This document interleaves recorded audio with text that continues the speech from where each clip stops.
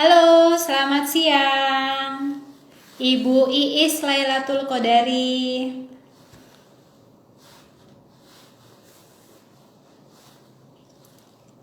Oke, halo selamat siang para sobat opsi dan para moms yang sudah join. Oke, apakah suara saya terdengar jelas? Boleh komentar nih.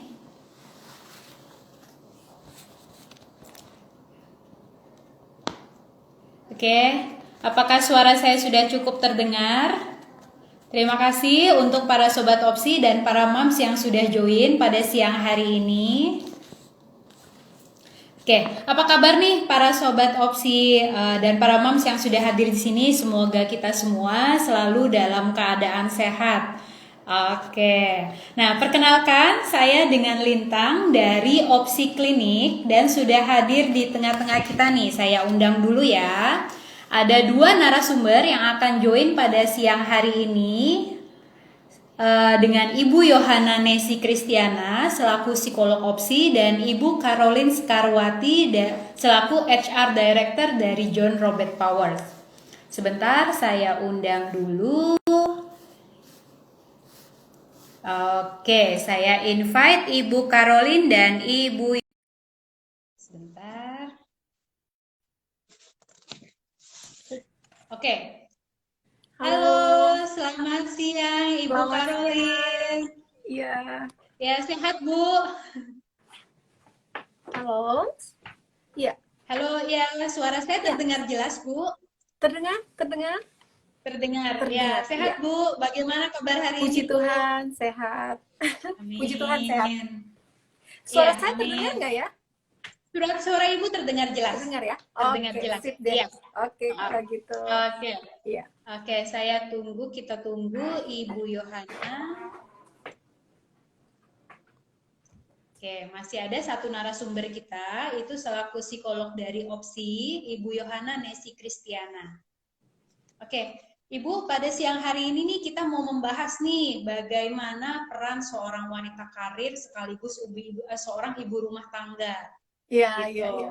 iya. Jadi mungkin nanti Ibu Caroline bisa banyak-banyak sharing nih. Jadi Ibu Asik. sebagai ibu, iya gitu kan. Jadi maksudnya banyak banyak sobat opsi di sini atau para moms di sini juga bisa dapat insight dari pengalaman Ya. ibu selaku ibu rumah tangga dan juga selaku wanita karir. Iya, iya. Gitu. Oke, saya coba invite lagi dengan Ibu Yohana. Yes. Oke.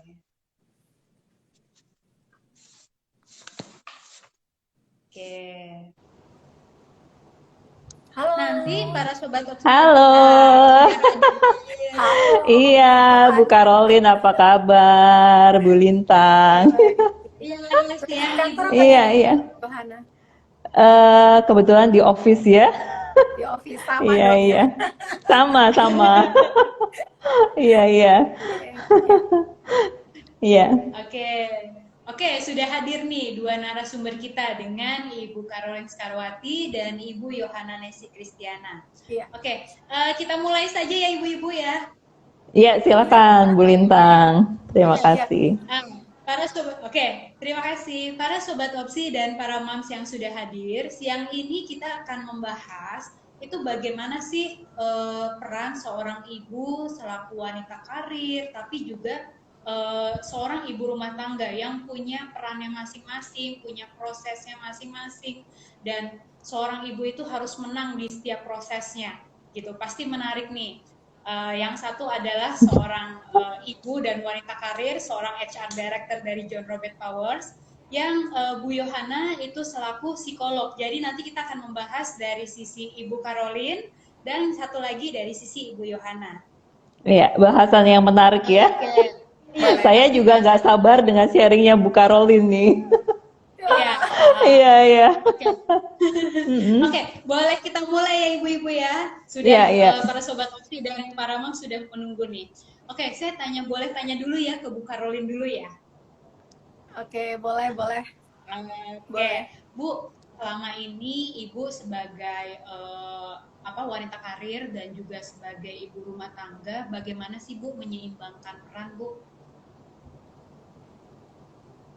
menyeimbangkan Halo? peran sebagai ibu rumah tangga. Halo? Oke, suara saya Iya, terdengar jelas? iya Ya, terdengar. Cuma suaranya ya, kayak putus-putus. oke. Ini kayaknya sinyal saya ya. Sebentar. Oh gitu. Saya putus-putus nggak Ya, ya? coba. Enggak tuh jelas. Eh, Oke. di Bu Yohana jelas ya? Ya, Bu Karolin juga jelas. Iya. Iya. Oke, ya, oke. Saya ulang lagi ya. Saya ulang lagi. Oke, saya mau tanya ke Bu Karolin terlebih dahulu. Ibu sebagai ibu rumah tangga dengan 2 putra, benar ya Bu ya?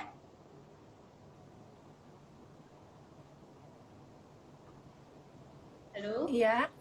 Halo. Kayaknya saya. Iya. Suara saya terdengar jelas tidak Bu? Iya. Oke. Ya, Saya oke. bisa mulai? Boleh, Iya, boleh, bisa. boleh. Silakan Ibu. Ya. Oke. Iya. Terima kasih ya buat pertama-tama saya ucapkan buat kesempatannya buat opsi klinik ya, termasuk juga di sini ada Bu Yohana dan juga dari pihak opsi ya, opsi klinik. Terima kasih Ya, buat saya dengan kesempatannya dan Lintang. juga para moms yang luar biasa yang hari ini udah pengen join banget ya untuk join di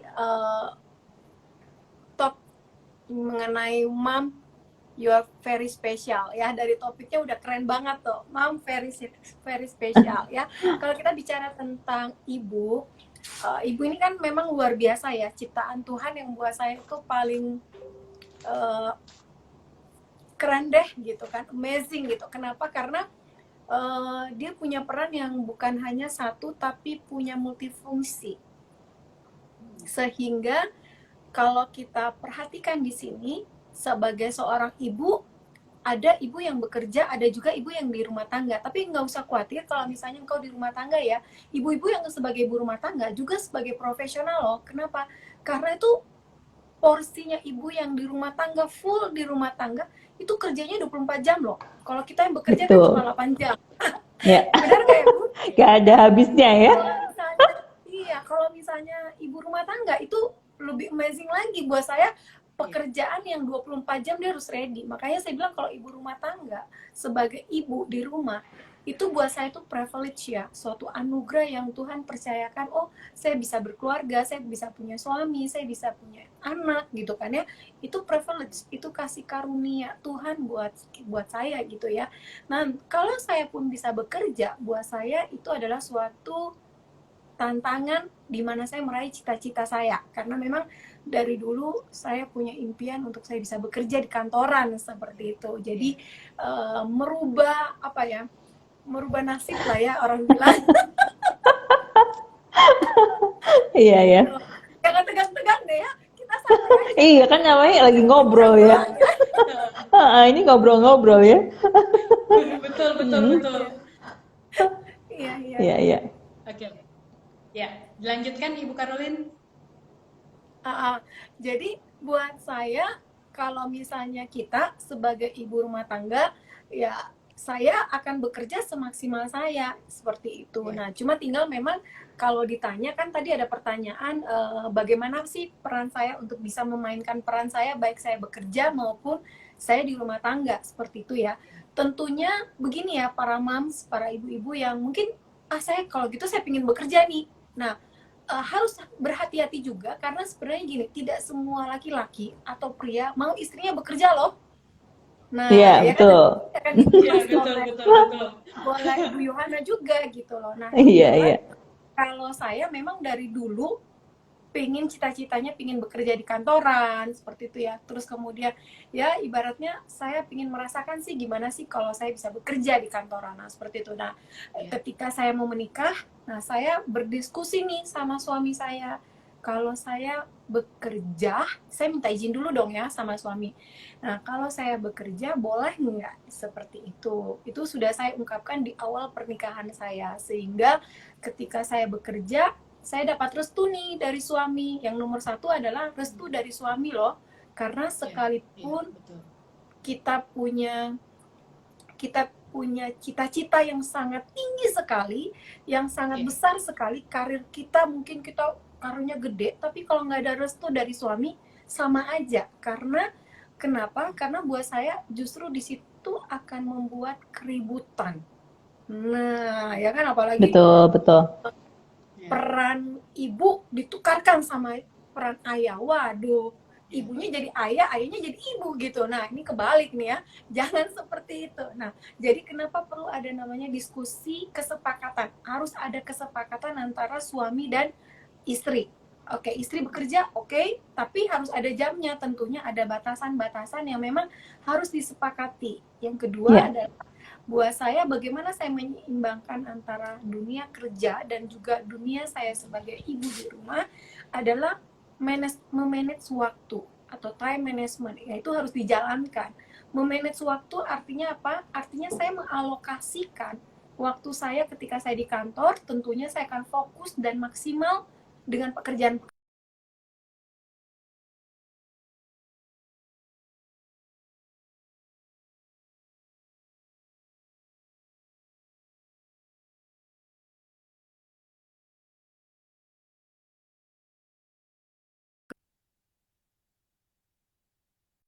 Halo, suara saya terdengar kah?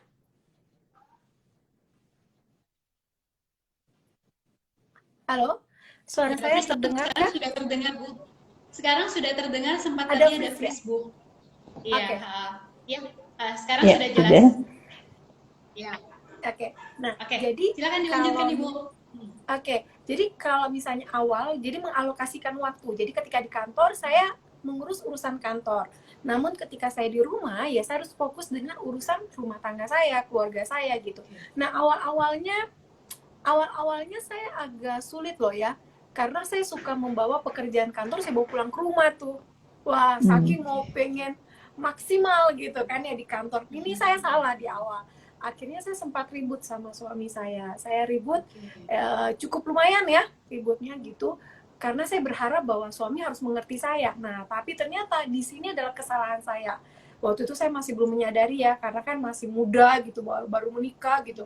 Satu sisi mau cita-citanya karir gitu kan, satu sisi pikirin keluarga juga gitu.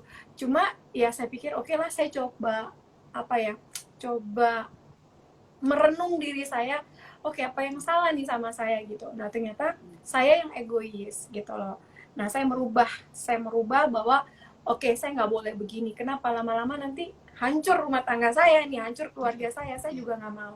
Jadi saya mulai ngatur waktu saya. Jadi saya atur waktunya mulai dari saya bangun pagi, kemudian siang, mesti saya bangun pagi, saya siapin semuanya sampai urusan suami saya, baju dia mau ke kantor, pokoknya semua udah beres deh.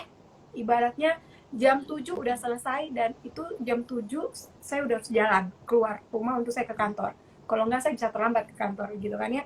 Jadi sudah ada time-nya. Nah, itu waktu itu belum punya anak. Nah, ketika punya anak, aduh saya beradaptasi lagi. Aduh saya lagi, Iya, aduh iya, betul, Iya, betul, iya. betul. satu Ini sisi prosesnya harus, berlanjut lagi ya, Bu ya. iya Prosesnya benar. berlanjut lagi. Iya Iya, benar. ternyata prosesnya itu belum selesai. Punya Betul. anak gitu. Nah, waktu punya anak perjuangan lagi gitu kan, karena saya harus Iya, beradaptasi juga dengan anak, apalagi anak masih kecil. betul. Dan waktu itu saya memang benar-benar berjuang untuk saya nggak pakai neni, nggak pakai suster. Mm-mm. Jadi saya cuma mbak rumah tangga yang membantu saya di rumah tangga, tapi untuk urusan anak itu full saya pegang. Seperti itu. Dan akhirnya ya thanks God lah ya, saya juga ibaratnya saya bisa memanage waktu dengan cukup baik. Kemudian yang berikutnya ketiga adalah mengkomunikasikan dengan anak. Nah itu, jadi sampai saat ini kenapa saya masih tetap bisa membalance baik itu keluarga maupun pekerjaan, karena memang yang saya lakukan adalah komunikasi. Karena setiap kita yang paling penting ini adalah bagaimana.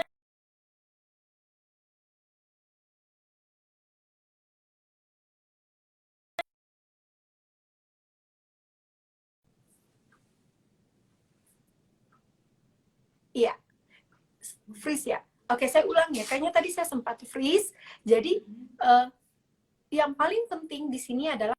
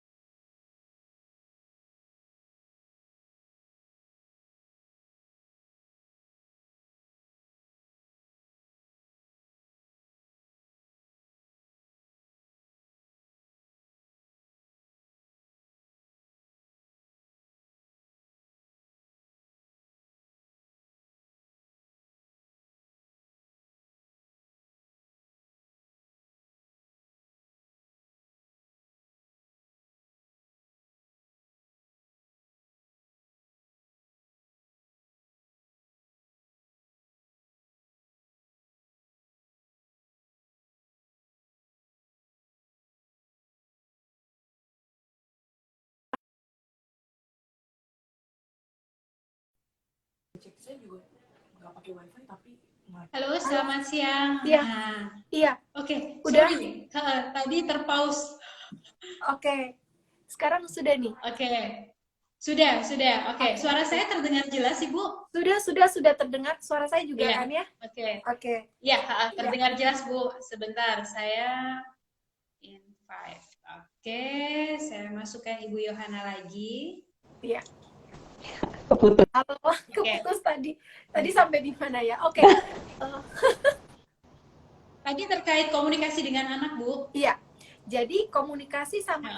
sama suami dan istri harus ada. Kemudian yang kedua Iya, adalah Betul. kita Time juga management. time management. Yang ketiga adalah dengan anak juga. Betul. Jadi walaupun anak masih Iya, kecil, tapi kita juga tetap harus mengkomunikasikan. Nah, jadi kadang kan emangnya Iya. mereka masih belum bisa ngomong gitu kan, emangnya mereka bisa mengerti. Betul. Tapi justru momen itu adalah momen yang dimana walaupun saya hamil juga, saya tetap komunikasi. Jadi intinya komunikasi itu paling penting. Karena siapapun dari kita sampai seumur hidup, komunikasi itu harus tetap ada. Kalau enggak, coba lihat. Betul. Pasti orang salah Iya, persepsi, salah mengerti, Iya. ya kan? Nah, problem terjadi, kemudian dengan komunikasi aja bisa ada problem, apalagi kalau tidak ada problem gitu. Tidak ada komunikasi. Bisa jadi mispersepsi juga, Bu. Betul, benar sekali. Iya. Ya, Kalau misalnya kita maksudnya A, ternyata ini maksudnya B, itu bisa jadi betul. mispersepsi juga Benar, kan, Bu. benar. Betul. Yes. Iya. Ya, seperti itu. Oke. Nah, Ya, berarti kalau misalnya saya catat nih, Bu, ini juga kebetulan saya belum menikah, jadi ini jadi pengalaman berarti Pelajaran saya, ya. ngobrol di tengah. Iya, betul. Jadi Iya. pengalaman Tapi jangan jadi takut menjadi nikah ya. Enggak, Bu, tenang aja gitu kan. Cuman ini jadi pada saat saya mendengarkan para expert nih ya, pada saat karena pengalaman mereka itu sudah lebih jauh daripada saya, jadi itu saya jadikan pengalaman. Oh, berarti nanti kalau saya mau tetap bekerja, saya harus komunikasikan dulu nih ke suami gitu kan, biar sama-sama enak nih. Pas nanti saya sudah misalnya punya anak, berarti saya juga sebelum itu berarti kita ada time management dulu nih. Pada saat kita suami dan istri. Nanti pada saat sudah punya anak, saya harus mengkomunikasikan juga nih ke anak gitu kan, Iya ya, dong. Bu ya. Oke. Tuh, sip, Bu. Itu jadi pengalaman buat saya, Bu. Oke. Iya. Oke, kalau misalnya dari sisi Bu Yohana nih sebagai seorang psikolog nih, peran seorang ibu dari sudut pandang psikolog itu dari sudut pandang psikologi itu seperti apa sih, Bu? Iya, mungkin sebelum saya cerita, sebenarnya istilah psikolog itu sebuah tuntutan yang sangat besar ya. Karena nggak gampang jadi ibu terus jadi psikolog, karena suka ada orang-orang bilang begini, kan kamu psikolog masa nggak tahu, pasti gitu kan. Kamu kan psikolog masa nggak ngerti gitu, jadi tuntutannya double ya. Tapi sebelum saya jelaskan ya, sebenarnya saya mau apresiasi sih ya buat semua para mom di sini ya. Buat Bu Karolin, buat para mom yang ada di sini, ibu itu wanita yang luar biasa ya. Jadi kalau bicara psikologis, jangan nggak cuma psikologis, fisik, psikologis semua itu ibu itu fulfill gitu ya terhadap anak. Nah, kalau saya boleh sharing secara psikologis ya, tapi juga termasuk pengalaman saya gitu ya. Apa sih peran ibu gitu secara psikologis? Peran ibu itu hebat gitu ya, besar. Kita bisa bilang bahwa ibu itu seperti the mother of heroes. Jadi bayangkan ya, ada heroes gitu ya, pahlawan-pahlawan. Nah, ini ibunya. Super mom ya, ibunya. Kenapa saya bilang kalah? Superman kan dilahirkan juga ya, Bu Lintang ya. Jadi kalau dilahirkan masih ada ibunya kan. Nah, dia super gitu ya, super mom. Jadi memang the mother of heroes gitu. Nah, kenapa saya bilang begini? Jadi manusia itu kan semua punya kebutuhan ya, punya need gitu ya. Jadi kalau bicara psikologis, kita punya need itu kan bertahap dari mulai fisiologi, butuh apa? Makan, minum gitu ya, butuh istirahat.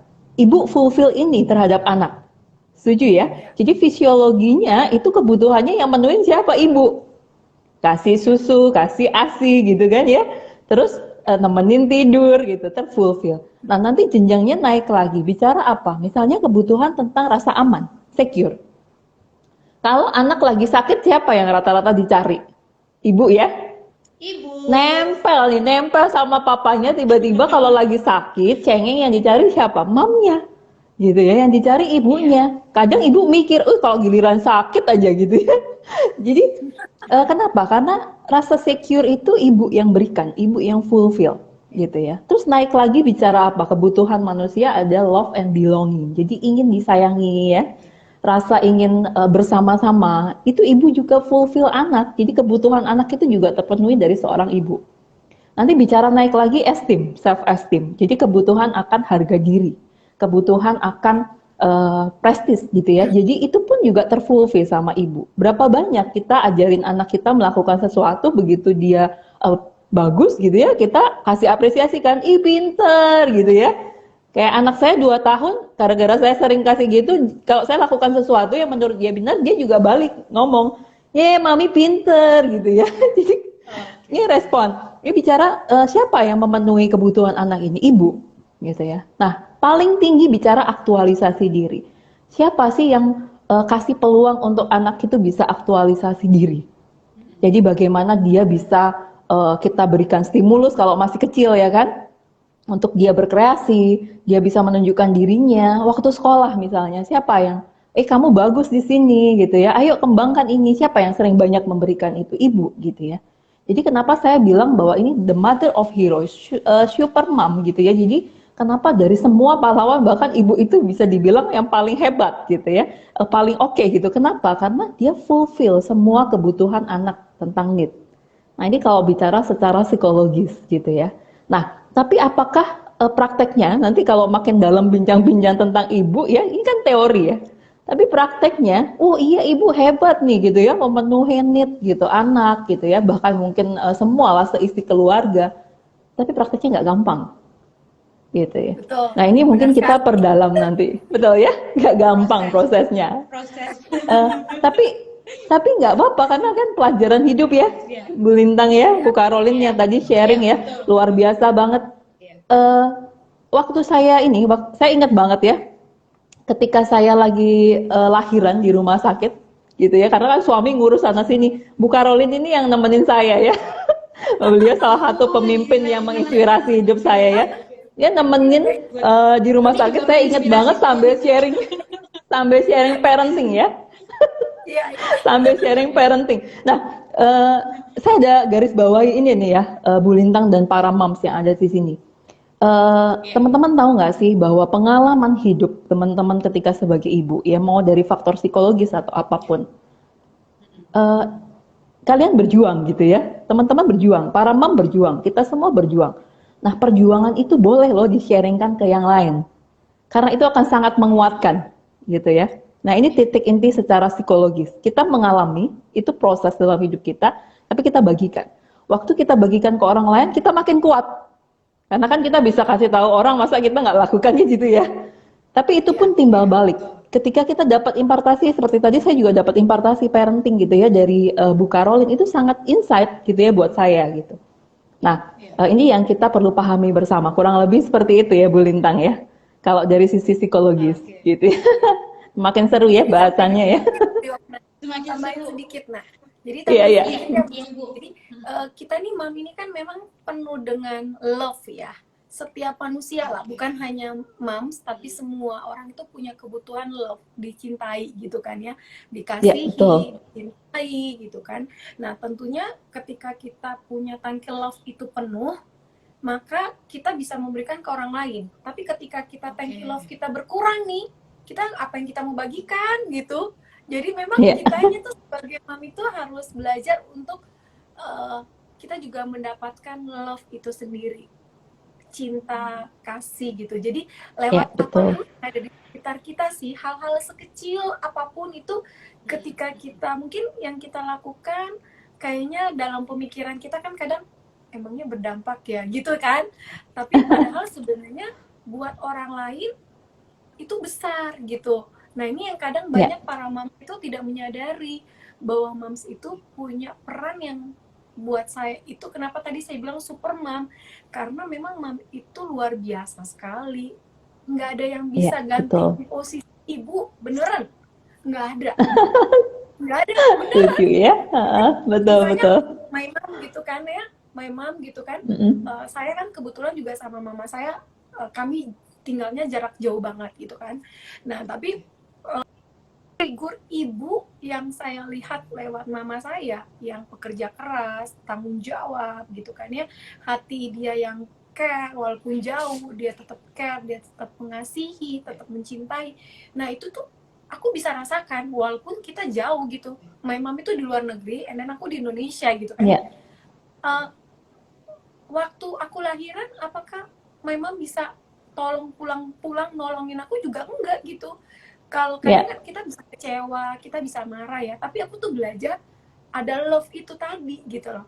Ketika kita bisa terpenuhi love-nya, maka sekitar kita pun juga kita bisa impartasi love itu sendiri sih. Karena love itu keren banget dan keren. Tidak ada yang bisa menggantikan posisi ibu ketika ibu itu bisa memancarkan love-nya itu. Wah, setuju. Okay. Kalau lihat ekspresinya Bu Lintang semakin ini ya, wah ini love nih. Gimana nih memancarkan love nih gitu. Jadi ini kebetulan karena saya belum menikah, jadi persepsi saya adalah saya harus love diri saya sendiri dulu. Yes. Gitu.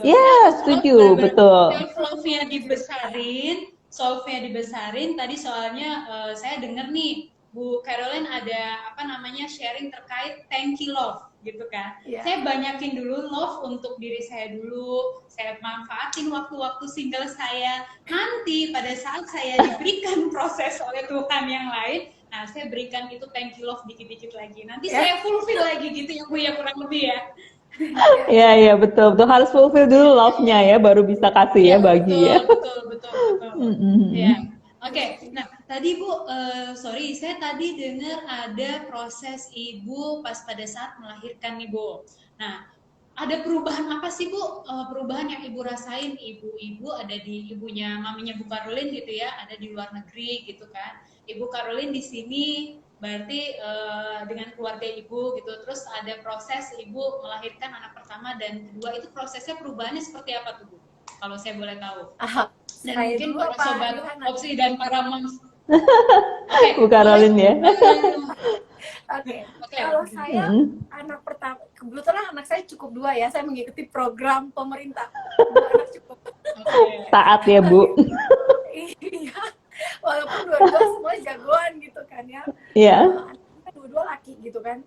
Banyak yang kata, kok cuma 2 gitu, tambah lagi dong. Nanti kalau udah gede, udah besar, nanti siapa yang mau rawat gitu kan. Kalau udah tua gitu kan, siapa yang mau rawat gitu kan. Saya enggak, cukup 2 orang aja. 2 aja saya udah perjuangan gitu kan ya. Karena waktu anak pertama lahir, saya usianya tuh kepala 3 tuh.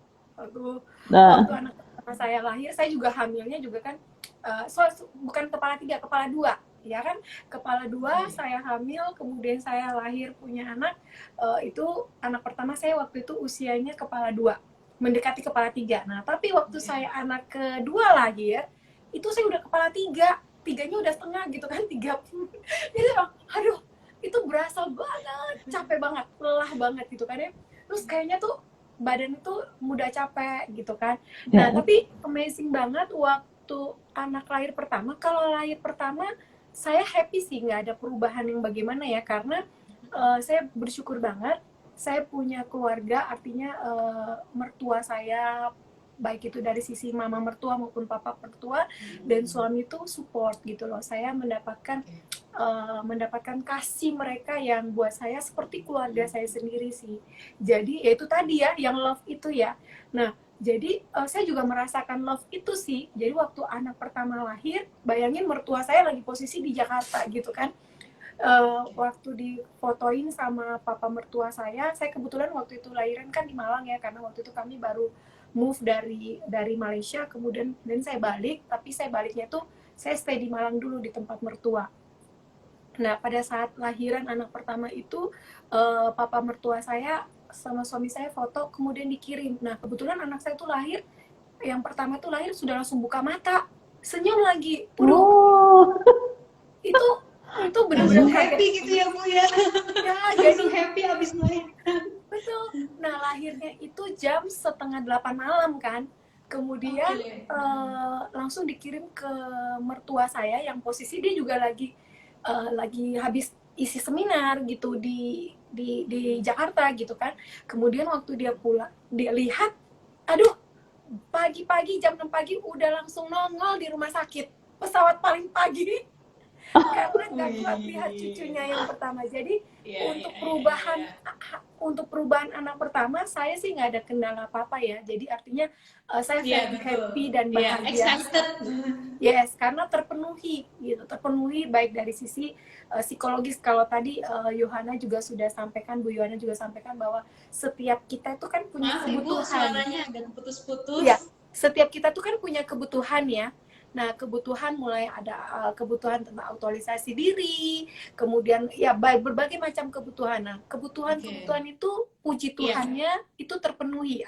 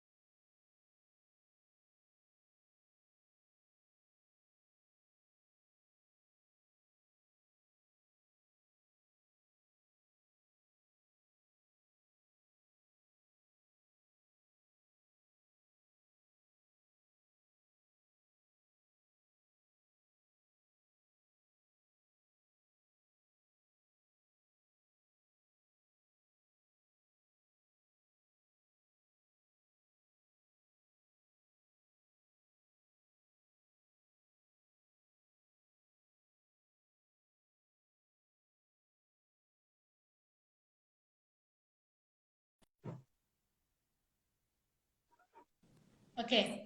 Halo? Halo, Suara saya sudah terdengar jelas? Iya. sudah terdengar? Iya.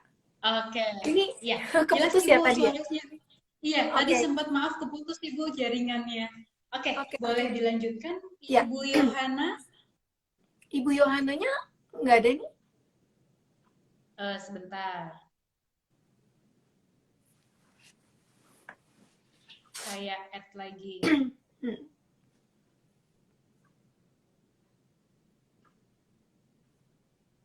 Oke. Ya. Tadi berarti ini ya Bu ya. Anak pertama nggak jadi masalah. Mungkin cucu pertama. Cucu pertama, mungkin benar. karena cucu pertama, betul gitu. Jadi cucu pertama benar-benar habis seminar, pesawat pagi, itu excitednya benar-benar. Nah, jadi ngebantu juga gitu. Mungkin Ibu lagi lelah gitu ya, tapi pas datang gitu ya support dari mertua, jadi langsung support, energinya langsung lagi. Benar sekali. Supportan dari suami, dari mertua itu benar-benar sangat membantu sekali sih. Dan memang sepanjang ya, cuma memang kan kalau terlalu banyak masukan-masukan, justru yang sebenarnya yang khawatir itu adalah mama saya, karena kebetulan lagi di luar negeri ya. Beliau kan di US. Betul, Bu. Ya, jadi beliau yang terlalu banyak khawatir banget kan sama kita-kita. Akhirnya ngobrol lah, minum ini, minum itu, kemudian minum ini, minum itu, segala macam. Mulai arak putih sampai arak merah gitu, arak hitam, segala macam jenis arak. Biasa, padahal kata dokter kan nggak boleh gitu kan. Ya, kebetulan, bukan kebetulan juga sih, saya ini kan pribadi yang memang nurut. Jadi dikasih apa aja, asal bisa dimakan dan bisa diminum, saya telan. Jadi betul. saya bukan Lalu tipe Bu, yang bantah gitu kan. Saya semuanya mau dimin nggak mau Bu. enggak gitu. Jadi saya nurut. Jadi dikasih apa, disiapin makan apa aja, disiapin minuman apa Oke, aja, oke. saya pasti nurut. Heeh. Nah, hanya sempat itu karena terlalu segala macam saya makan dan minum, akhirnya eh, nggak tahan di baby dan akhirnya bermasalah dengan Oke. baby saya. Nah, tapi saya bersyukur banget mertua saya ini kan open minded banget kan ya. Jadi artinya dia itu tidak menyalahkan, tapi justru dia itu Iya, memberikan iya, supporter. Akhirnya, oke sudah kalau gitu kamu iya, stop aja deh, nggak usah minum gitu. Nah itu jadi saya iya, tenang-tenang aja gitu, karena yang betul, betul, bagian betul. bagian yang bagian boleh makan, boleh tidak itu mertua saya. Iya, Jadi iya, iya. benar-benar saya happy banget, mertua saya banyak sekali membantu saya untuk proses lahiran anak pertama. Nah, Proses ini. lahiran anak Oke. kedua itu saya beda banget karena kata orang harusnya anak kedua tuh lebih lancar gitu kan ya, lebih lancar, kemudian lebih lebih lebih enak lah gitu. Ternyata Iya, tidak, iya. ternyata berbeda Oh, kenapa sekali Bu? ya, berbeda Kenapa? sekali. Maksudnya ada Pertama dari sisi kendala usia, seperti usia oke, itu sangat faktor berpengaruh, usia. benar. Usia itu Iya, sangat iya. berpengaruh ke fisik kita sebagai mam, Oke. apalagi kita yang bekerja ya, bekerja di Iya, iya. kantoran, kemudian ngurus rumah tangga juga gitu kan, udah Iya, pasti kan akan sangat mengganggu dari sisi jam tidur, kemudian dari betul. sisi pola makan, seperti itu. Iya, Itu iya. pasti akan sangat terganggu. Nah, kalau anak pertama kan kita jaga nih, yang kita Iya, makan, betul. bener kan? Kita Iya, olahraga gitu. Pokoknya betul, dibuat betul. sempurna deh anak pertama. Betul, betul, Anak betul. kedua, udah deh. Kayak yang ditunggu-tunggu. Iya, Yang ditunggu-tunggu. bener. Tapi anak kedua, udah biasa, nggak apa-apa gitu. Malah Oke. anak kedua, saya lebih aktif untuk saya ngajar. Kebetulan saya juga Oke. mengajar di John Robert Powers gitu kan ya. Iya, Jadi iya. saya juga konseling dengan siswa. Saya justru lebih banyak melakukan kegiatan-kegiatan di luar rumah justru. Jadi dalam Oke. keadaan saya hamil, saya bisa tiba-tiba ngurusin proyek mana, saya kemana, sambil ya begitu. Nah, tapi saya bersyukur sekali dengan kondisi saya, fisik saya juga lemah, saya tidak mengikuti kelemahan itu. Nah, itu harus Oke, diterima. jadi nggak diikutin ya Bu ya. Jadi Benar, nggak yang aduh males nih gitu kan. Jadi kita nggak boleh begitu. Jadi kita harus benar, ayo nih harus bisa nih benar, gitu. benar sekali. Nah, jadi karena Mm-mm. sebenarnya sebenarnya ada pertanyaan nih, kalau yang nggak ada support yang berat ya. Oh iya Mam, ini Mam Neta ya. Iya benar, kalau nggak ada support dari keluarga berat sih, berat sekali, sangat berat. Karena kita itu waktu lahiran kita kan sudah mengeluarkan seluruh energi kita kan ya. Iya, Nah, iya, jadi iya. benar-benar kita tuh kayak kosong gitu loh. Fisik kita kayak Oke. kosong, kemudian hati kita juga kosong. Jadi kalau tidak ada yang support ngisi ke kita, itu kita ya Iya. kayaknya gue ngapain ya. Jadi orang bisa kayak ada penyakit psikologis ya, itu namanya baby blue syndrome. Nah ini Oke. kebanyakan terjadi di wanita justru. Kami di JRP itu ada beberapa orang tua yang mereka juga ikut kelas John Robert Powers. Jadi kelas di JRP itu kan bukan hanya sekedar untuk yang belum menikah juga ada. Bahkan ibu-ibu muda juga yang baru lahiran juga ke JRP hanya untuk konseling gitu kan ya. Nah saya beberapa kali menemukan case ketika mereka itu tidak disupport. Berat nggak? Sangat berat. Nah tapi disinilah sebenarnya gini, saya cuma mau bilang para mam di sini, kamu nggak sendiri. Karena banyak juga wanita yang seperti itu. Sekarang tinggal bagaimana kitanya itu yang harus tetap mengasihi, bukan mengasihani ya, berbeda. Benar ya, Johanna ya, psikolog. Betul ya, itu beda makna ya. Benar. Iya. Ngasihi dan mengasihani ini beda banget ya. Kalau kita merasa bahwa diri kita ya aku nggak disayang ya, kok nggak ada yang perhatiin aku ya, itu namanya mengasihani. Bukan mengasihi. Nah kalau mengasihani kita bakal akan lari ke yang namanya baby blue syndrome. Artinya apa? Bisa menangis sendiri, tiba-tiba bisa menangis sendiri, nggak ada angin, nggak ada hujan gitu kan ya. Terus kemudian tiba-tiba dia bisa emosi, marah-marah gitu kan, marah-marah sama suaminya nggak jelas. Kenapa sih pulang malam gitu? Padahal juga biasa pulangnya jam 6, jam 7 gitu. Jadi nggak jelas. Sensi Bu, Kenapa? jadi sensi mungkin, jadi sensitif, lebih sensitif. Benar-benar jadi sensitif sekali gitu kan ya. Terus Iya. kemudian nanti ujung-ujungnya dia bakal bisa marah sama anaknya yang padahal anaknya tuh nggak ngerti apa-apa kan ya. Ujung-ujungnya anaknya jadi pelampiasan. Nah ini yang banyak terjadi sih. Nah seperti itu makanya saya bilang kita perlu ada komunitas nih, perlu ada komunitas. Jadi kenapa ibu-ibu itu kan suka ada arisan gitu ya? Ya nggak salah, Iya.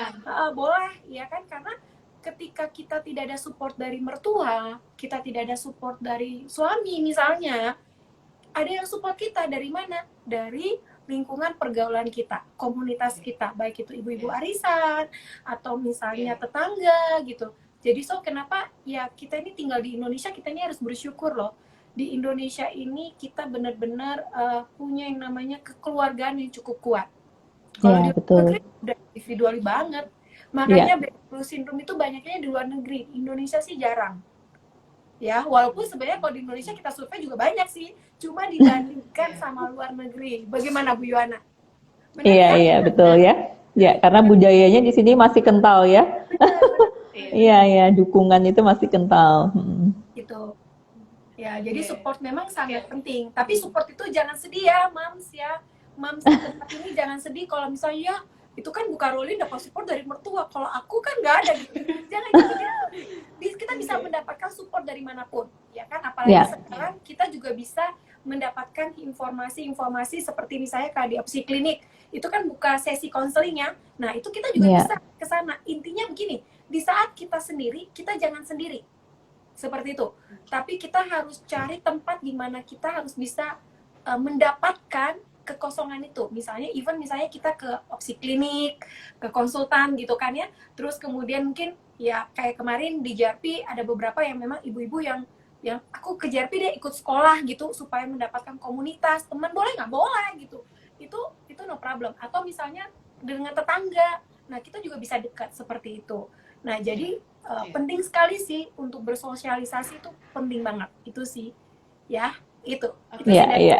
Yes. Setuju. Thank you Bu Karolin. Ini setuju banget. Tadi Bu Karolin sempat saya nangkep ada baby blue syndrome ya. Yes. Nah, kita kan lagi gaung-gaungnya ini mental health, dan salah satu kenapa ada opsi klinik karena kita mau berkontribusi nih terkait mental health bukan hanya para wanita ya, berarti semua yang ada di Indonesia. Nah, saya mau tanya sekarang ke Bu Yohana. Ibu, kalau misalnya ya, korelasinya apa sih Bu? Ini kan kita lagi secara psikologis ya, ini baby blue syndrome salah satu dari proses mental health-nya nih. Nah, itu korelasinya secara psikologisnya tuh yang harus dilakukan seorang moms itu secara psikologi, bisa share tips-tipsnya nggak sih Bu gitu? Iya. Mungkin sebelum saya share tips ya, kita bicara siklus dari mom ya. Ya, siklus dari mom. Jadi gini, ibu itu kan nggak mudah ya menghadapi proses perubahan dalam hidupnya. Itu nggak gampang. Contoh ya, saya pribadi juga mengalami gitu ya, ketika sebetulnya kita belum hamil gitu ya, kita masih sebagai wanita gitu ya. Mungkin ada yang tubuhnya langsing, misalnya contoh secara fisik gitu ya.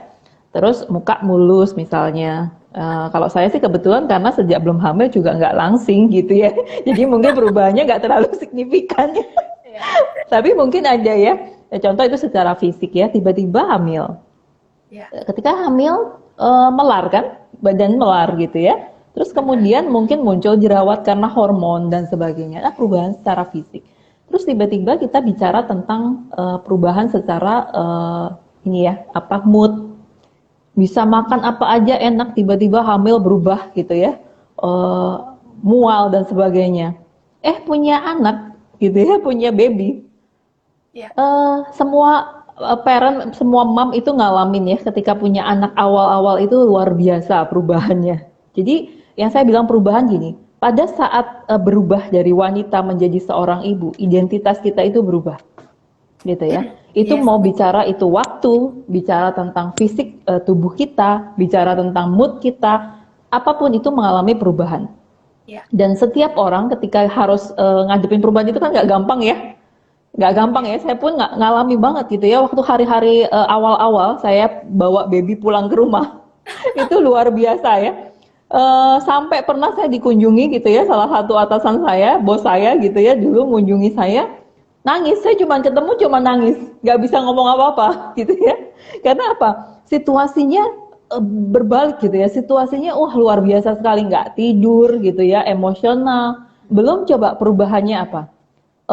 Harus pakai ASI gitu ya. Kalau mom itu harus pakai ASI, ASI paling sehat buat anak gitu ya. Terus gimana kalau ASInya nggak keluar misalnya, atau ASInya keluar sedikit, terus anaknya nggak minum dong gitu ya. Kalau dikasih susu formula bagus nggak ya? Nanti ada alergi nggak gitu? Nah pusing gitu ya, mulai pusing untuk memilah. Terus bingung, babynya tidurnya sama kita gitu ya, atau Apa tidur tidur sendiri ya sendiri di ya? box? Nanti tidur sendiri sampai umur berapa ya gitu? Apakah nanti parent nggak bingung gitu ketika memisahkan gitu ya si baby? Banyak sekali pergumulannya, perubahannya gitu ya. Nah, salah satu hal yang paling besar decisionnya itu adalah memutuskan mau kerja kembali atau ibu rumah tangga. Betul. Ini banyak ya, banyak yang mam ngalami ini. Satu sisi pengen kerja gitu ya, itu aktualisasi diri gitu ya, itu identitas diri kita terbesar salah satunya dalam pekerjaan ya, para mam ya. Karena ketika kita bekerja itu kan itu pilihan. Betul. Mau kita akuntan, mau kita itu seniman gitu ya, mau kita apa dokter, semua itu adalah identitas diri kita. Tiba-tiba ketika kita jadi mam itu berubah, artinya saya bisa pertahankan nggak? Gitu, kayaknya nggak memungkinkan. Saya mesti jadi ibu rumah tangga gitu ya. Terus ada lagi, enggak, saya mau harus tetap kerja. Nah, saya mesti bagi waktu. Nah, ini nggak gampang. Nah, tapi siklusnya nggak berhenti di situ ya, Bu Lintang, para mam ya, siklusnya nggak berhenti. Saya ketemu dengan ada seorang ibu gitu ya, dia dokter. Dia sudah lama tidak berpraktek. Jadi bayangkan, dia dokter spesialis gitu ya. Ketika anaknya sudah mulai SMP, gitu, dia mulai SMP. Jadi ketika dia anaknya lahir gitu, dia memutuskan untuk meninggalkan pekerjaannya, dia menjadi ibu rumah tangga. Setelah dia jadi ibu rumah tangga, anaknya mulai besar. SMP kan udah mulai mandiri ya, mandiri. Kadang dipeluk nggak mau kan, maunya sama teman sebaya. Ih malu gitu, ngapain sih dicium gitu kan? Kan anak remaja biasa begitu. Dia mulai karena kan dia pair ya, jadi dia lebih ke teman-teman gitu kan. Nah, dia merasa sepi. Apakah mudah bagi seorang ibu balik ke pekerjaan yang sebelumnya dia tinggalkan? Itu nggak gampang. Berapa banyak waktu yang sudah terlewati gitu ya. Terus tiba-tiba saya ketemu banyak ibu yang merasa bingung ya mau ngapain ya di rumah ya gitu. Anak-anak udah besar, ini masih anaknya SMP loh. Ketika mereka udah mulai punya teman sendiri gitu ya, yang tadinya belajar mesti ditemenin, makan mesti ditemenin, sekarang makan sama temennya gitu kan. Nah, nggak sampai di situ. Siklus ibu berubah lagi. Gimana ketika anak-anaknya mulai dewasa, anaknya mulai bekerja? Gampang nggak? Nggak mudah. Saya tahu ketika perasaan mami saya, perasaan mama pertua saya gitu ya, bagaimana rasanya ibu itu ditinggalkan. Anak-anaknya mulai mungkin studi ke luar kota. Seperti tadi Bu Karolin cerita ya, jauh gitu ya sama mama gitu. Benar. Bisa kebayang nggak itu perasaan ibu, perasaan mam? Ini kalau saya bisa bilang kayak roller coaster. So ya, hidup itu seperti permainan naik turun. Prosesnya tuh nggak gampang gitu ya. Secara psikologis nggak mudah. Saya bisa bilang bahwa ibu itu punya challenge yang sangat besar dalam siklus hidupnya secara psikologis. Mau sejak dia memutuskan identitasnya berubah gitu ya, menjadi istri, menjadi ibu gitu ya, dan terus menerus dengan perkembangan anaknya itu luar biasa sekali. Itu nggak mudah gitu ya. Nah, kalau bicara gini, tadi kan Bu Lintang tanya tips ya, gimana ngadepin perubahan yang kok complicated sekali gitu ya, ngubah identitas ini. Betul. Gimana? Satu hal begini, yang paling utama yang mungkin saya bisa sharing, tapi cara ini masing-masing mam beda ya. Jangan khawatir para mam gitu ya. Mau saya psikolog, saya juga banyak gagal gitu ya. Mungkin sebagai parent, nggak sesempurna yang kayak teori gitu ya. Jadi bebannya lebih berat sebenarnya jadi psikolog gitu ya. Prakteknya nggak gampang gitu. Nah, terus tahu banyak teori itu kadang lebih memusingkan gitu ya, kadang ya. Karena Benar. waktu jalaninya nggak gampang gitu, waktu jalaninya nggak gampang. Tapi kalau boleh saya sharing tips-tips ini buat para mam ya untuk menghadapi siklus hidup. Yang pertama adalah mam perlu untuk mengubah cara pandang menghadapi proses hidup. Contoh, kita bicara tentang parenting misalnya ya. Parenting itu kalau kita lihat satu sisi memusingkan. Betul ya, capek sekali. Capek ya, belum anak yang nggak bisa diem lah gitu ya. Ada beberapa klien anaknya tantrum, mesti gimana, lagi WFH tantrum, lagi meeting lagi gitu kan. Ini anaknya mau didieminnya gimana nih gitu. Bosnya lagi ngomel-ngomel nih, target nggak kecapai gitu kan. Itu nggak gampang ya. Nah, tapi sudut pandang. Kenapa nggak coba melihat gimana ya parenting itu supaya fun? Gitu. Jadi kita nggak lihat cara pusingnya, tapi cara funnya. Terus ada baiknya mempersiapkan ya, ketika anak kita sekarang masih kecil, ini khususnya para ibu rumah tangga ya. Ibu rumah tangga itu pekerjaannya nggak berhenti. Saya sangat apresiasi ya. 24 jam. Jadi siapa bilang kalau gini? Nah ini secara psikologis ya. Ketika seorang ibu memutuskan untuk double role gitu ya, ibu rumah tangga dan wanita karir, apa yang dia lepaskan? Dia melepaskan kesenangan dirinya. Dia melepaskan mungkin keinginan akan hobi. Dulunya suka nonton, nggak bisa nonton gitu ya. Suka hangout sama temen, nggak bisa hangout. Suka ngedate sama suami, nggak bisa ngedate gitu ya. Misalnya. Pergaulan jadi berkurang ya Bu Yohana. Berkurang. Ketemunya ya paling kerjaan, anak gitu ya. Suami ya udah muter gitu kan. Ini derita. Tapi coba kalau dibalik, ibu rumah tangga yang bukan wanita karir, deritanya apa? Dia melepaskan identitas tadi. Dia melepaskan aktualisasi diri dia, dan itu nggak mudah gitu ya. Jadi sama-sama nggak susahnya, sama. Nah, tapi perlu untuk ini khususnya para ibu rumah tangga ya, yang untuk nggak mudah kan kembali kepada karir. Tapi mungkin bisa dipersiapkan. Jadi sudah harus dibayangkan, one day kalau anak saya mulai SMP, di situ mulai saya mau cari kegiatan apa ya. Tadi Bu Karolin bagus ya menginformasikan komunitas. Saya harus ketemu dengan komunitas. Saya nggak mau kayak begini ya. Hati-hati karena berapa banyak ibu yang pada akhirnya dia sendiri di rumah gitu ya. Mungkin apalagi kalau suaminya sibuk gitu. Anak-anak sudah pergi, nggak ada kegiatan. Itu nggak mudah ya. Secara mental health itu sangat tidak sehat. Jadi perlu dipikirkan. Terus bicara yang lain apa? Apresiasi diri. Berapa banyak gitu ya ibu melakukan yang tadi ya, segitu banyak hal yang harus dilakukan, tapi sometimes nggak dihargai, betul kan? Ya. Contoh misalnya sudah capek masak, ibu memikirkan hari ini masak apa, besok masak apa, besok lusa masak apa, itu pertanyaannya paling sulit dijawab, betul ya? Para ibu, para mom pasti ngalamin. Apa yang Betul nggak? yang ditanyanya terserah deh. Malah ganti loh menunya. Oh ada yang begitu makanya.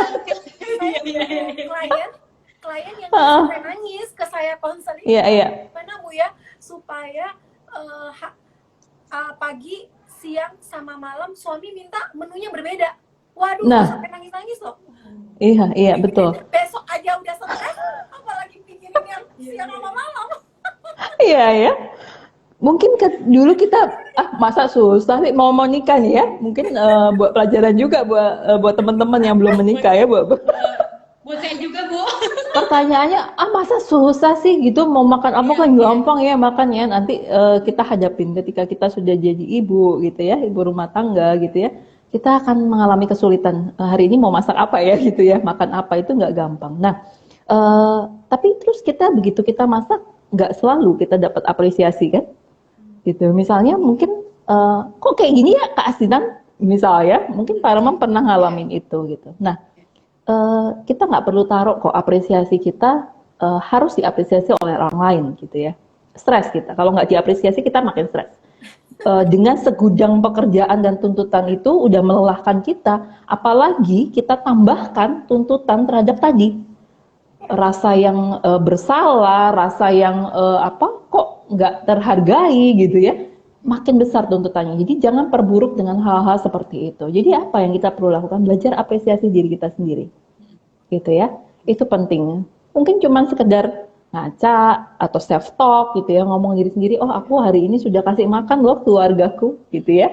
Oh aku hari ini sudah ajarin loh anakku, gitu. Apresiasi diri sendiri itu penting banget buat mom, gitu ya. Kenapa? Karena Mam mesti tahu bahwa kita spesial gitu ya. Para mam di sini semuanya spesial dan nggak mudah loh proses hidup yang harus dialami. Jadi apresiasi diri itu penting gitu ya, penting. Jangan taruh pada rasa bersalah kayak tadi ya, terutama ibu-ibu baru. Terlalu bersalah karena nggak bisa kasih ASI. Kenapa ya? Kalau misalnya Tuhan izinkan nggak bisa kasih ASI, kasihlah susu formula selama anak itu tumbuh dengan baik gitu ya. Ya. Kita jangan bebani diri kita dengan apa kata orang gitu ya. Orang bilang begini, gini ya, ada banyak orang yang sebetulnya kan tidak benar-benar tahu tapi sok tahu ya. Artinya kan dia suka sharing nih ya, ngasih tahu kan ya. Oh harusnya begini nih, harusnya begini. Nah kita ketemu sama si A diajarinya harusnya begini. Kita ketemu si B harusnya begini. Bingung Capek, bingung ya kan? Bingung. Nah para mam nggak perlu terlalu khawatir dengan hal itu gitu ya. Artinya apa? Kita aja ajarin anak kita berjalan. Ketika dia jatuh nggak apa-apa kan? Itu dia belajar untuk naik gitu ya. Ketika anak kita main lumpur misalnya nggak apa-apa dia kotor supaya dia belajar gitu ya. Begitu juga kita loh. Para mam juga sama. Kalau kita gagal atau kita salah, it's okay gitu ya. Karena itu pelajaran hidup yang membuat kita belajar lagi, membuat kita ya bertumbuh lagi gitu. Itu proses hidup. Kalau bisa dibilang gini ya, kan hari ini temanya gimana supaya menang gitu kan dalam proses hidup. Ya. Nggak bisa kok menang terus. Artinya kita juga akan kalah. Tapi ketika kita kalah, tergantung respon kita. Ayo bangkit lagi, ayo bangun lagi gitu ya. Nah, kurang lebih seperti itu sih Bu Lintang ya. Nah, mungkin Bu Karolin mau nambahin Bu? Ini bagus nih dari Bu Feby. Jangan mengandalkan tepuk tangan orang lain untuk diakui Iya, betul. terbaik. Setuju. Karena Betul. sebenarnya seorang ibu tuh aku cuma mau bilang bahwa sebenarnya ibu itu jangan kita terpengaruh dengan apa kata orang ya, yang akhirnya kita sendiri confused, kita bingung, terus kemudian kita stres sendiri gitu kan. Tapi jadilah pribadi yang bisa membawa pengaruh lewat apa yang kau punya. Ya, setuju. Jadi apa yang kau punya, misalnya kamu punya keahlian untuk bisa masak gitu, ya buatlah pengaruh. Ya. Kalau masak kan sudah berbau skill ya, tapi mulai dari sikap, perilaku, tutur kata, mulai dari hal-hal itu aku percaya banget. Maksudnya itu akan menjadi your very special mom gitu. Ya. Karena kenapa? Karena setuju. kita ya itu tadi di awal kan sempat tadi Bu Yohana juga sampaikan kan, kita harus merubah mindset kita harus merubah paradigma kita bahwa kita bukan ibu yang tersiksa gitu ya. Ya, setuju ya. Gitu kan, yaitu jangan mengasihani diri tapi lebih merubah mindset kita bahwa oke, aku seorang ibu, I'm very special, and then aku harus memberikan impactful apa yang harus aku berikan. Jauh-jauh, nggak usah stres, aku nggak punya skill ini, nggak punya skill itu, tapi mulailah dari sikap, perilaku, dan tutur kata kita. Nah, ketika kita punya ini, kita udah membawa dampak kok buat orang sekitar kita, buat suami kita, buat betul sekali. Kita, bahkan orang-orang di sekitar ada kita, mertua, bahkan tetangga dan lain sebagainya. Seperti itu sih.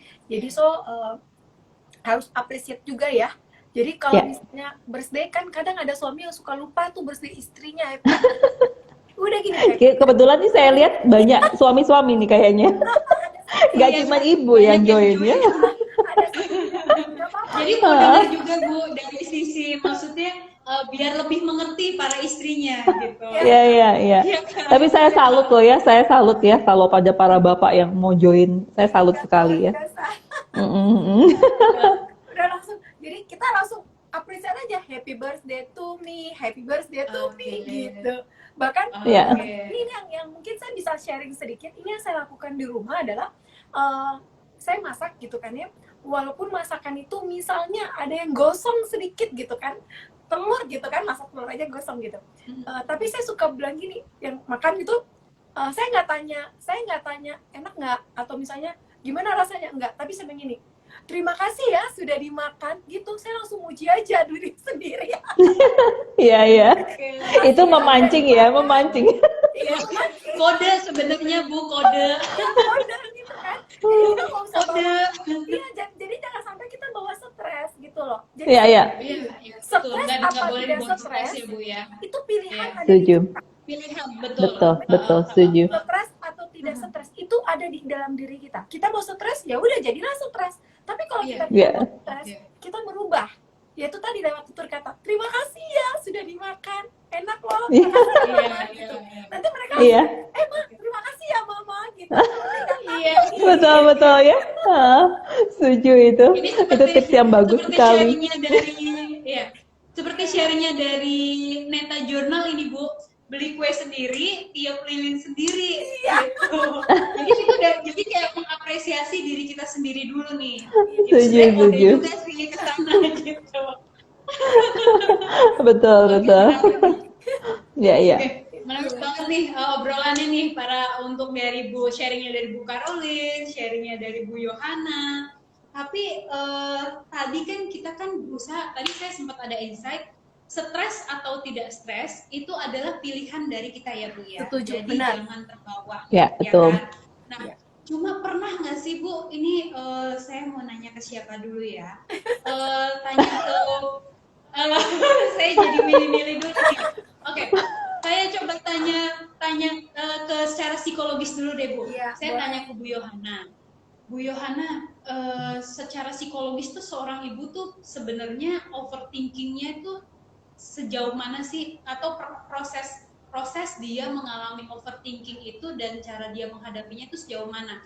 Memang sih kita juga ada pilihan gitu ya, stres atau tidak stres itu pilihan kita. Cuman how to overcome gitu kan, kayak merangkulnya itu seperti apa gitu loh. Iya iya. Deal saya sendiri mungkin kalau pribadi, oke, ini pilihan sih, tapi dealnya itu seperti apa ya gitu loh. Ya kurang lebih saya coba tanya secara psikologis dulu nih. Iya iya. Jadi gini, sebelum masuk dealingnya gimana ya, pasti ada pertanyaan. Seorang ibu itu potensial nggak sih untuk jadi overthinking atau stres berlebih, misalnya burnout gitu ya. Saya bisa bilang ya potensial ya. Tetapi memang tidak murni karena ibunya, gitu ya.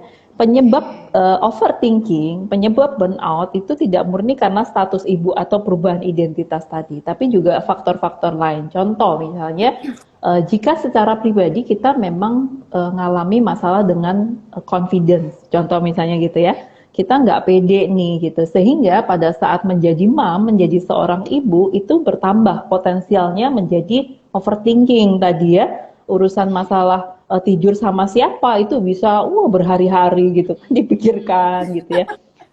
Iya mancing overthinking, tapi mungkin karena faktor itu. Terus mungkin faktor apa lagi? Misalnya ada masa lalu yang belum selesai, kondisi trauma, masalah yang belum deal gitu. Karena setiap kita punya masa lalu dan itu nggak mudah ya, gitu, jatuh bangunnya hidup kita nggak mudah. Tetapi seberapa masa lalu itu berpengaruh dalam hidupnya kita?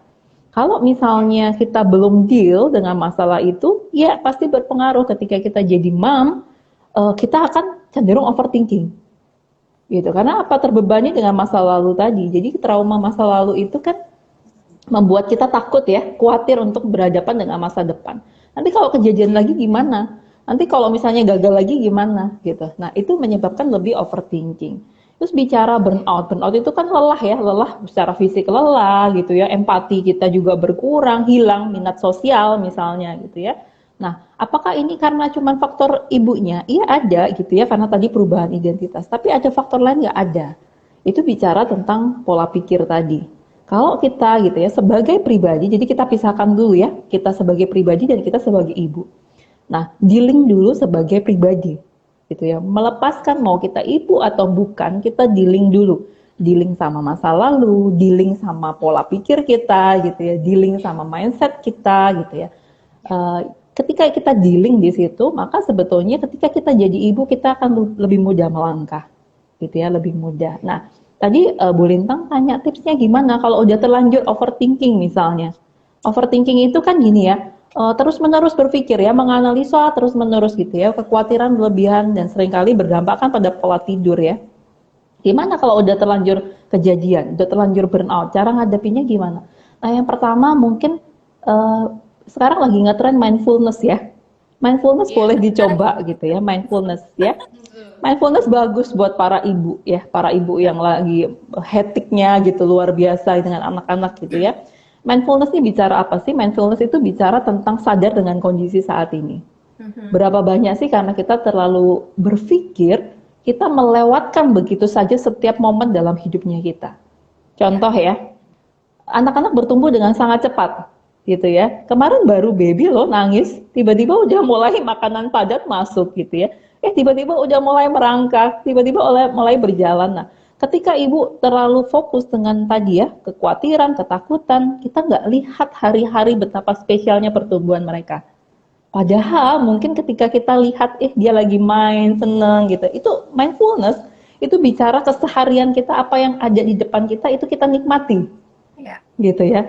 Kita nggak sibuk sama masa lalu kita, nggak sibuk dengan kekhawatiran masa depan kita, tapi kita benar-benar enjoy dengan momen hari-hari ini.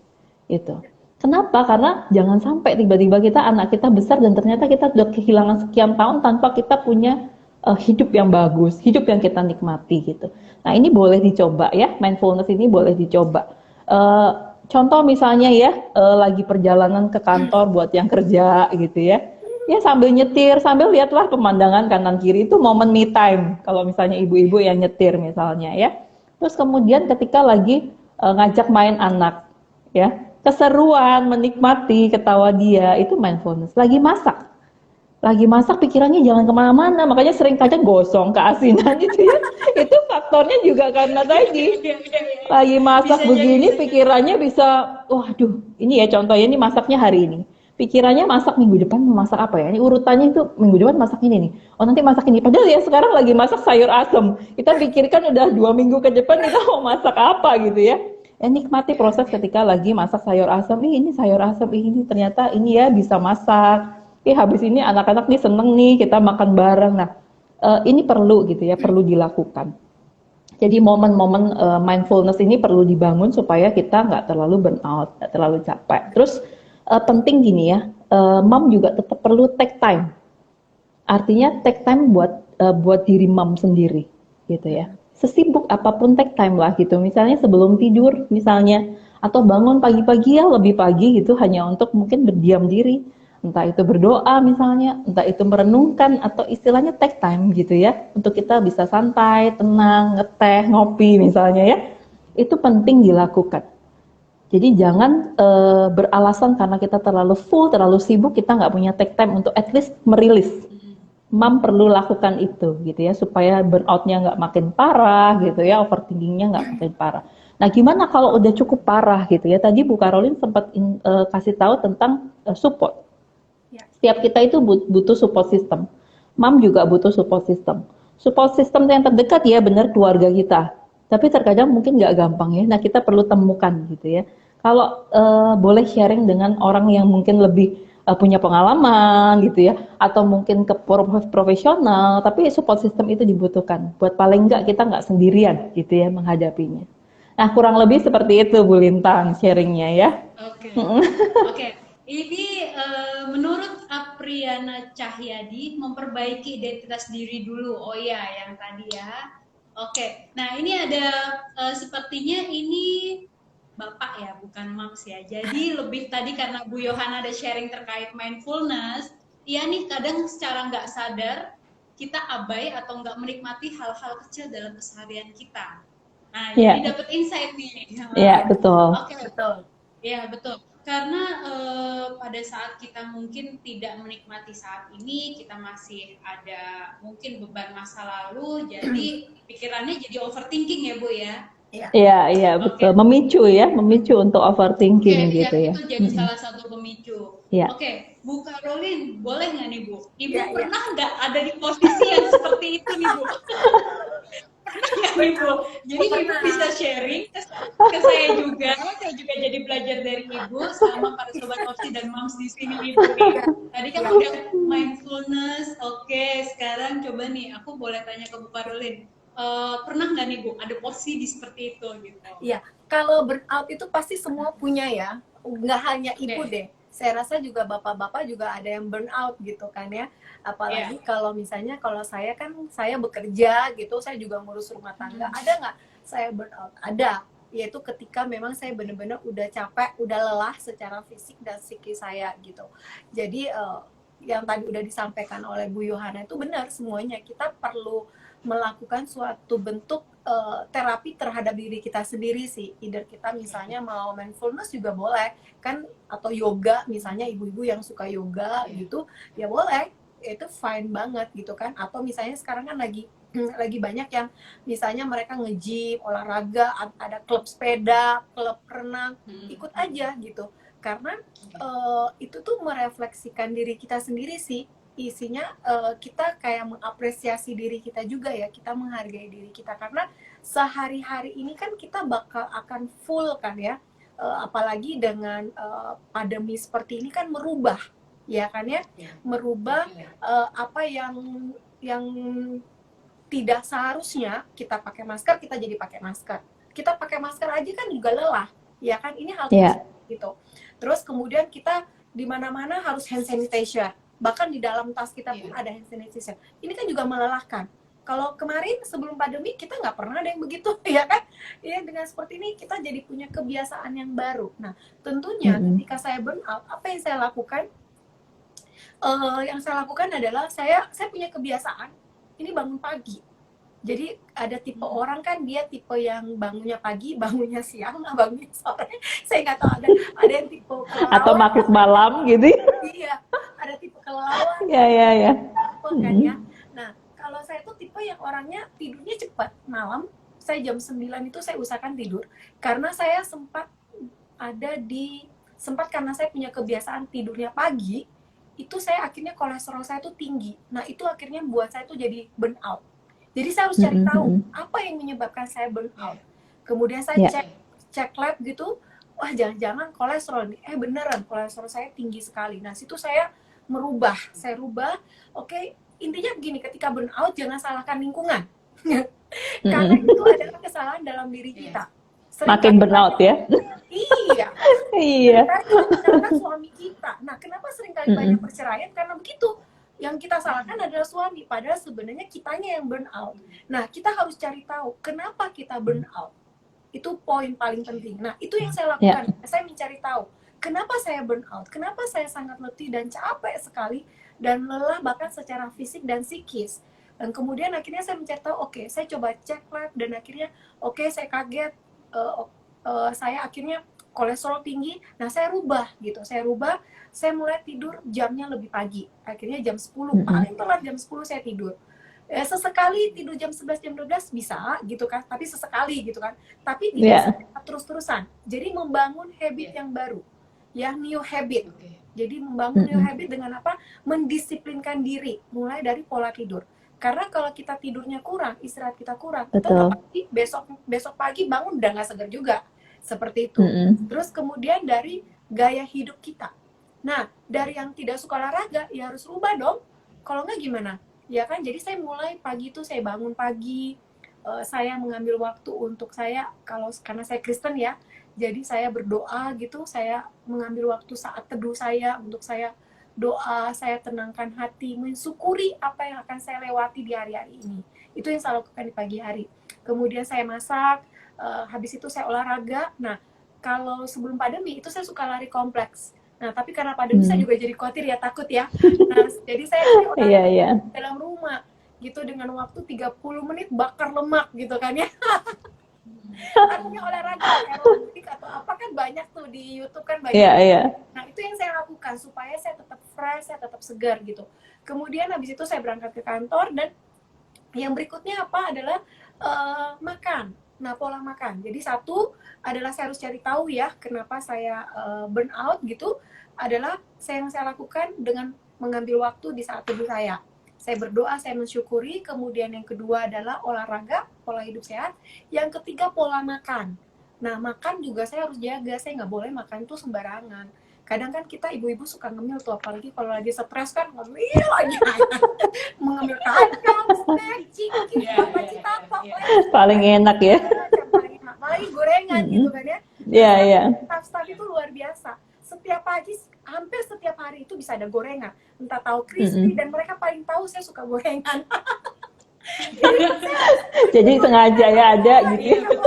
Disediain. Jadi harus tahan diri deh, nggak boleh. Kalaupun mau makan ambil satu gitu. Boleh sih makan, boleh. Jadi mengatur pola makan dengan lebih banyak makan sayur-sayuran, buah-buahan. Nah, itu tuh sangat penting ya, karena dengan kita menjaga diri kita sendiri, itu tentunya kita juga bisa menetralisirkan kembali. Karena setuju. Karena gini, ketika kita burn out, oksigen dalam diri kita tuh jadi berkurang.